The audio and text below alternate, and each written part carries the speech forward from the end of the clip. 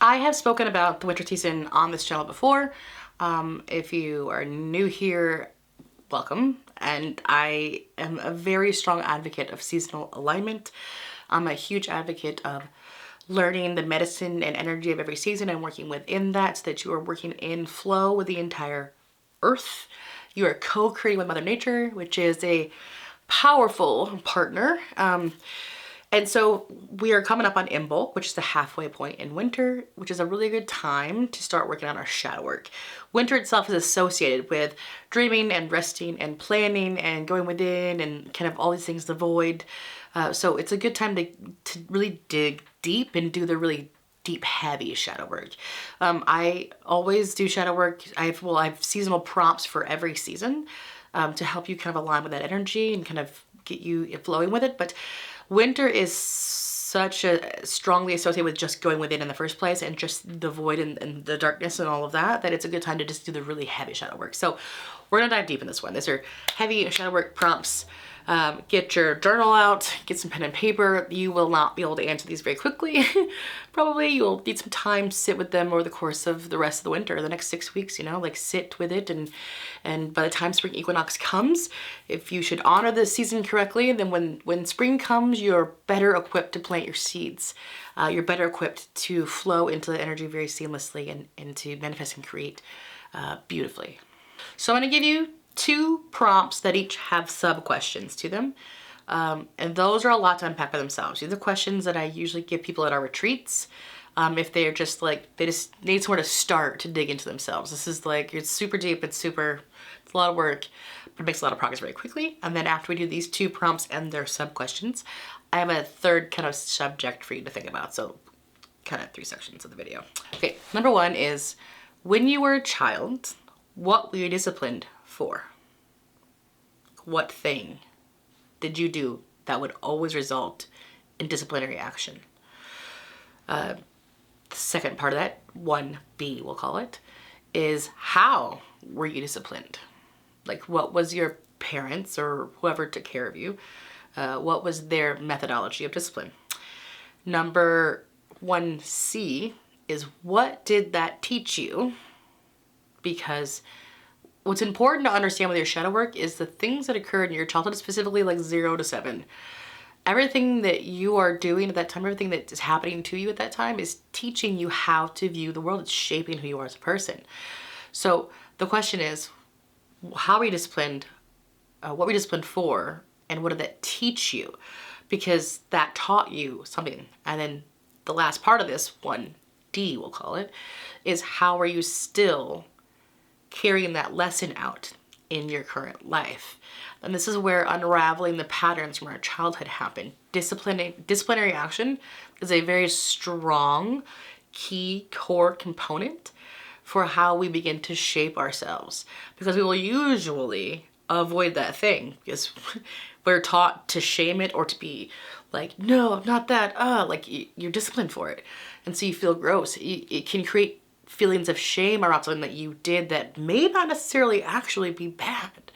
Or it led you to feel shameful about things that are attached to the thing you were disciplined for. Or it made you fearful of something. Or like it still in your modern life will still be affecting how you carry yourself in certain areas. The second question, which is kind of tied to the first question, this is all tied together, hold on. Number 2 is, when you were a child, what were you rewarded for? And then same thing, 2B, how were you rewarded? 2C is, what did that teach you? And 2D is, how are you still carrying that lesson with you in your current life? Because you will find you often chase the things that you were taught to have rewards for as a child and avoid the things that you were taught that were bad. And it frames your entire perception of reality because these things have such strong connections. The disciplinary action and the reward action have such strong primal responses within you because of how you were taught as a child. So start to think about what you were disciplined for, rewarded for. And this is not to say that you had bad parents. This can be for anyone, for anything. You can have the best parents in the world and they just reward you and, you know, applaud you when you do good in school. But maybe that just taught you to just drive and to achieve and to climb the ladder, and maybe you never feel happy, maybe you never feel fulfilled because maybe that thing is always on the other side of the hill. Like you just can't quite figure out, well, you have to do something better, you have to do something more. Like you could make a, you know, compulsively, you know, we're gonna get to that in a second. We're gonna get to that in a second, that's part 3. But like, just looking at how you were disciplined and how you were rewarded as a child. Sit with that, journal with that. What you're rewarded for, how you're rewarded, disciplined, etc., what it taught you, and how you're still using that lesson in your life. Figure out how it works its way all the way through to modern life. Will teach you a lot about your underlying programs and what could be holding you back in your life. These 2 questions alone are a lot to unpack. It really is. It's 2 questions with some kind of sub-questions, but that's a lot to unpack and it could take you forever. I can tell you months, years to unpack all that, honestly. It's definitely more than enough to keep you busy for the remainder of the winter. However, I do have some extra things for you to think about if you would like to dig some more, do some more work this winter. I also feel like I should take a moment to talk about shadow work as a whole real quick. Shadow work is often deemed as something that's dark. It's deemed as being the dark parts of you or the negative parts of you or your dark parts. You know, it's seen as like these things about you that are bad, but that's not what shadow work is. Shadow work is literally just the parts of you that you are unaware of. They're just the parts that are in the shadows, in that like you don't see them. They're just parts of you that you're not aware of. And I'm sure if you start to watch other people, it's easier to spot shadows. Start to see people who, you know, they'll say like, God, I hate people who are da da da da, but like they are that thing. You're totally that thing.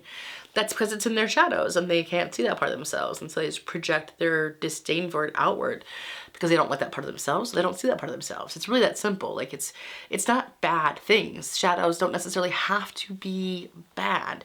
But if you don't know that part of yourself, then it has control because your subconscious is the one that's actually driving the ship, and your subconscious contains those unknown parts of you. So in order to have full cognizant control over yourself and sovereignty over your own mind, you have to actually understand all the different layers and levels to your mind. So through the winter, we start setting our intentions. And then in the spring, we will start setting forth physical action towards our goals. That's how we align ourselves with the seasons. So we're gonna take a minute to look at our own internal beliefs and structures around productivity, because it's gonna be relevant for us to properly honor winter and move into spring. So number 3, I'm just gonna ramble a bit about number 3, but the basic question is, would you consider yourself to be a lazy or productive person? But we're gonna kind of dive into that a little bit more. Now, it may be that you are a perfectly normally productive person and you also have enough time for yourself and you're not super hyper productive and you're not super lazy, and this is not a thing that you have to worry about, and that's fine. I'm really just here to help anybody who has a hyper productivity issue or a procrastination issue to become very aware of it and our roots around it. Both of those things tend to kind of come from the same place, which is a lack of self-worth.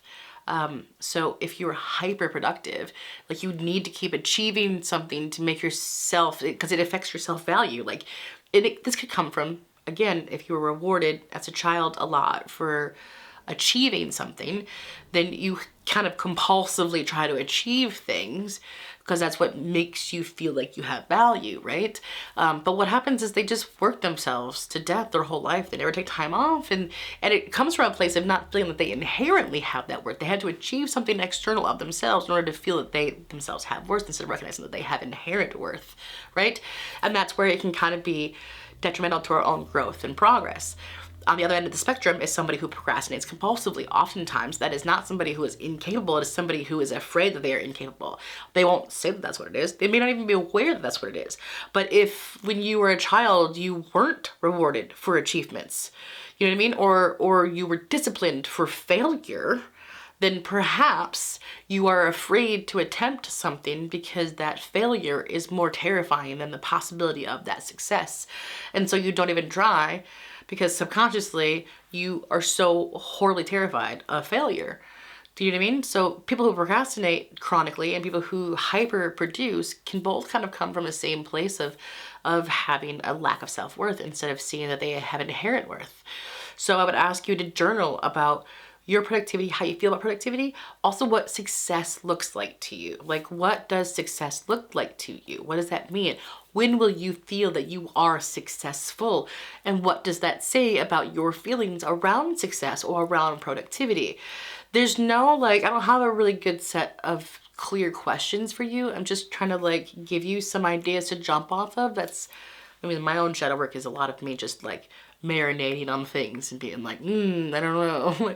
So like, I'm recommending that you kind of sit with the ideas of productivity, success, what that looks like to you, because when we get ready to plant our seeds in the spring, we want to make sure that we're centered and grounded and we are both ready to plant those seeds, ready to do that work, ready to take that risk, ready to try, but also that we still have the ability to take time for ourselves and to play and stuff when summer comes, and we're not just hyper focused and we're not pitting our self-worth on it, that kind of thing. I'm really just trying to encourage you to spend time sitting with and self-reflecting on your own ideas about these topics. I know it's not nearly as good as this very specific journal prompts that I tend to give, but for this one, I mean, the core question is, would you consider yourself to be a lazy or productive person? And why? And what does success look like to you? Would be, I guess, the questions to jump off, but I want you to really kind of explore those a little bit more to get to the root of them. So that is our in bulk midwinter shadow work. I hope you guys have a good productive winter getting through some of these. And in the spring, listen, when March hits, I've got an entire month planned of like spring content, spring full moon release videos, spring intention settings, spring rituals and vlogs. I'm actually going to celebrate spring in India with the Holi festival, so I'll vlog some of that as well. Like, we want to hit spring good and hard this year. I want us to all like start to create together collectively, but first we got to get through some grimy little shadow work so that we're in the best place to be able to do that. So I hope that this helps you. Leave me a comment below, thoughts, feelings, concerns, etc. And please don't forget to like it, just like it. Subscribe it if you haven't already. I super appreciate it. It helps me a ton and I appreciate you when you do that. Thank you, and I will see you guys in the next video.